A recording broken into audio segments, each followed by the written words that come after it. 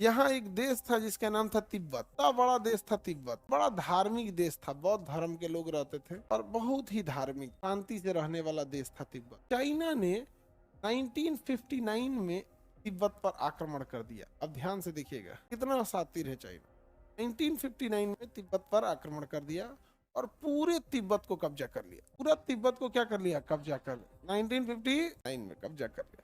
अब बताइए, ये तिब्बत को कब्जा कर लिया, अब हुआ घनघोर बवाल, विश्व लेवल पे बवाल हुआ, ये गलत किया गलत किया। भारत ने भी कहा गलत किया तो चाइना पंचशील समझौता लाया, करा है कि एक दूसरे के आंतरिक मामले में हस्तक्षेप नहीं करेंगे, हम लोग साहब हम लोग कर लिए हैं, अब चुप रहिए भारत। के बाद अमेरिका दबाव बनाया, भारत से कहा कि आप पड़ोसी राज्य हैं, आप यूएनओ में मामला उठाइए। इसका अंतर्राष्ट्रीय लेवल पे एक दूसरे को साथ देना था, पंचशील समझौते में लिखा हुआ था। भारत वहां भी कुछ नहीं कर पाया और पूरी तरह से तिब्बत पे कब्जा किसका हो गया? चाइना इतना बेरहमी से तिब्बत को दिया। एक परिवार में 5 आदमी है ना, तो पांचों को 5 कोना भेजा था।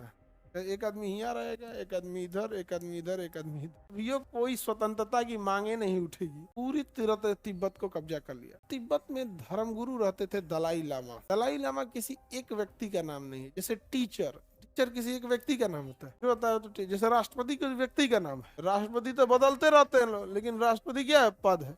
उसी तरह से बौद्ध धर्म में जो सबसे बड़ा धर्म गुरु होता है उसे हम लोग कहते हैं दलाई लामा। क्या कहते हैं? दलाई। तो तिब्बत के दलाई लामा जो बौद्ध धर्म के गुरु थे, वो भागे शरण लेने के लिए।